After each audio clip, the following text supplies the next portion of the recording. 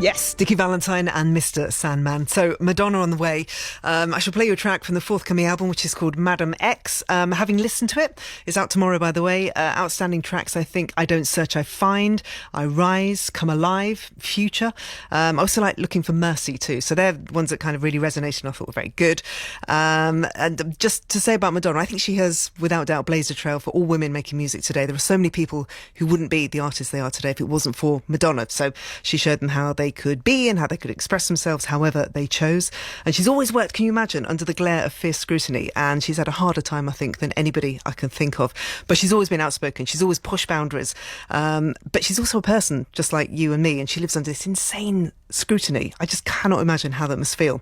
And we love to criticise people, don't we? Absolutely love to. But I think it's all very, very unfair because she's done so much for charity, for social injustices as well. So just to say that, and the interview that we did together, it was a shorter exchange than I would have liked, but I would always say that because I'm an interviewer, and there's only so far and so deep you can go in 15 minutes. And, you know, I understand completely the way these things have to work, but another time we'll do a longer, more lengthy interview and that will be absolutely lovely. And just to say, don't ever underestimate what she's achieved in her career and how hard she has fought.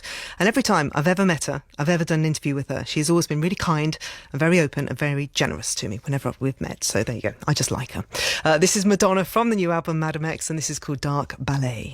It's a beautiful life. It's BBC Radio 2 and waving a massive microphone right in front of me right now. Yes, I'm glad I have a table to put it down on just in case it's too heavy. It's Madonna. How are you? I'm good. Tell us about the album. So it's called Madam X. So just tell us the story behind where you got the name from for it. When I was 19, I went dancing at Martha Graham's School of Contemporary Dance on the Upper East Side, and she was this sort of mythical. At that point, she was in her 80s, and she was like a kind of force to be reckoned with. She had changed the way that people looked at dance, and where she was revolutionary in her thinking, and I wanted to study with her. I studied dance in Michigan before I moved to New York. I needed to meet her, study with her, understand her, because she inspired me, and her journey inspired me. So I went there, but then I loved class there, but I was kind of taken back by how strict she was, because I thought I was going to meet like a renegade, and she's actually quite, Catholic. She had a very strict uniform that you had to wear. You had to wear your hair back in a sleek bun pulled back at the back of your neck. You had to have a certain cut of a leotard, cut off at the feet, at the ankle. Everyone wore black. There was no room for individuality, and that bothered me enormously. I didn't leave Michigan to become like everybody else, so I started doing not strange things. I just started doing things that made me stick out. And I guess you were being yourself, probably. Yes, well, I mean, I think I was being like most. I was still a teenager, so yeah. So I started, at one point I took my leotard and ripped it from the top all the way down to my pubic bone, and then I took tiny little gold safety pins and safety pinned it all the way from my vagina to. You can say it's an evening show. It's fine. Yes, we will have them. My fanny. That's what you call it here in England. And no, so it looked like a zipper or like a vertebrae. It was actually quite cool looking, and I would put holes and runs in my stockings, and I got criticized for it. I got asked to leave and change, and this kept reoccurring. And my goal was to get into so much trouble that I would get to meet Martha Graham. So it worked, because then I showed up at class one day with my hair in cornrows, perfectly braided all the way to the back. I had long dark hair at the time, and the woman who ran the school called me to her office, and she said, "You're going to have to take your hair out. This is unacceptable." So I went home and I took half of my hair out, which is so weird and stupid and cheeky. I don't even know why I did that, but I ended up showing up with my hair like completely crimped on one side, like an afro almost, and still cornrowed and braided down on the other side. And then that's when I got the visit from Martha, and she gave me a lecture about following rules and how I couldn't stay if I was not willing to follow the rules. And then she started to let her guard down a little bit. I could tell she admired my cheekiness and my subversive behavior, because she was also the same. Otherwise, she wouldn't have changed the world of dance like she did. But she said, I'm going to start calling you Madame X from now on. And I said, why? And she said, because I guess in her mind, maybe there's a movie called Madame X. I don't know. I think there might be. But she said, because you're like a secret agent. You're like a spy. Every time I see you, you look different. I see you pass you in the hallway. I'm not sure it's you. You keep changing the way you look, your identity. And I said, yeah, that sounds good. I like that. I'll take that. I'll take that, yeah. So it came back to me while I was making this record, and I just decided that because the music is so much about my travels around the world and my observation about what's going on in the world, I decided that Madame X was the perfect name. So we came full circle. And you said you wanted to go back to being the girl that you were in the beginning when you started making music, when there was no influence. You were just, right. It was all very pure. In some ways I was, because I was living in a place I didn't know, that was unfamiliar. I felt out of my comfort zone. I had no friends.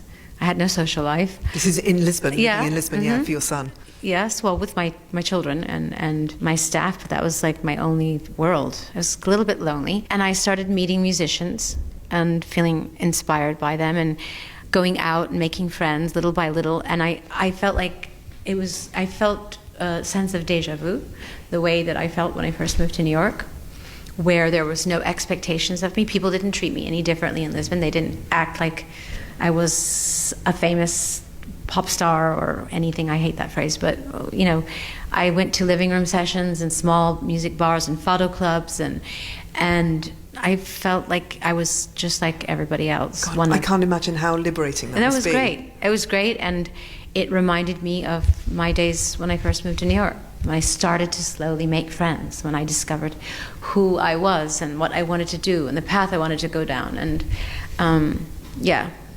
And these people were being your friends when you were in Lisbon because you had a shared interest in music and because they liked you for who you were. Yes.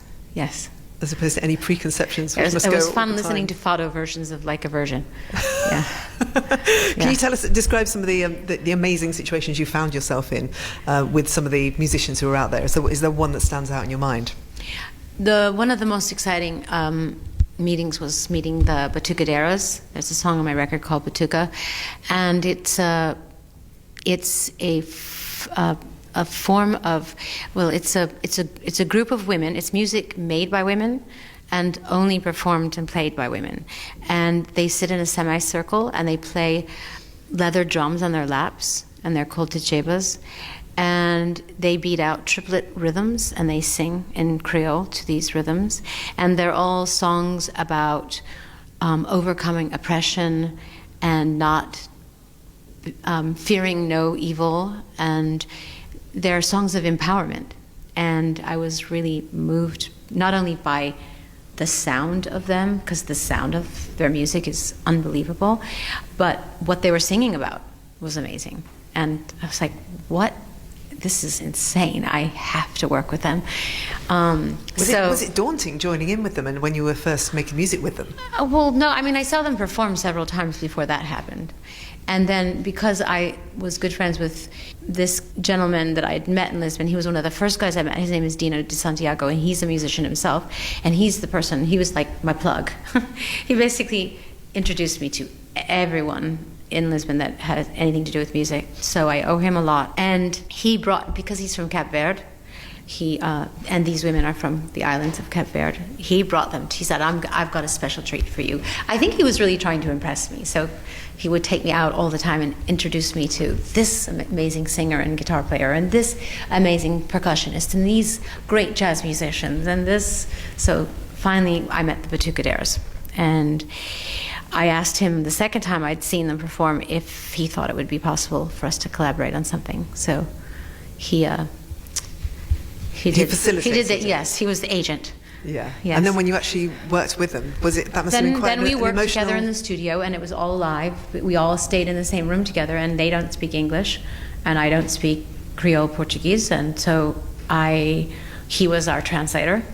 But they were amazing. They sang. It was a call and response. It is a call and response song, and they said perfectly what I said, and they sang the melodies, and they joined in, and they, part of their music is they sing solos, and they get up and they have, sort of dance-offs. And they have a particular dance that they do. And then I found out afterwards from Dino that that the batuque was a forbidden art form, in a way that during the Inquisition, the church forbid the women to play that music, and they took away their drums because they considered it an act of rebellion. So it had added importance, right. And poignancy. But they kept singing and dancing anyways, even though they didn't have any drums. And I liked the history of that also. Women standing up and uniting and fighting against the patriarchy, which we're still doing. We're still doing, and hopefully one day it'll stop. Yes. Can I just ask, you posted the most beautiful videos on Instagram of your kids in your kitchen dancing. But my kids are always dancing in the kitchen. Did you teach them? All rooms of the house. Did I teach them? Yeah, because... No. Really? No. First of all, that's dancing is every one of my children dance, and when Lola and Rocco were young, they also danced. Lola is a professional dancer; she studies dance, and Rocco. The thing about dancing after dinner, it's just an evening. It's a normal evening in my house. I wish that Rocco was young again, because he used to do that too. But we just always have music playing, and there's always dancing. So there's no TV, there's none of that. It's about being together. We watch movies at night on weekends, but TV, no, and phones, no. Music and dancing and talking to each other. Old-fashioned. Yeah, old-fashioned stuff. What reminds you, can we play a song that reminds you of your childhood when you were growing up? Is there a piece of music that would, the very, very young you, when you were maybe, 7, 8, 9 years old? What was the music in your house? Gosh. This is Radio 2, so we can go way back. This would be my dad, listening to Dean Martin and Frank Sinatra. So, yeah. Is there a particular song by them that we can play, or just... Well, Frank Sinatra... I Did It My Way. I think that's perfect for you. Yes. And now, yes, it was my way.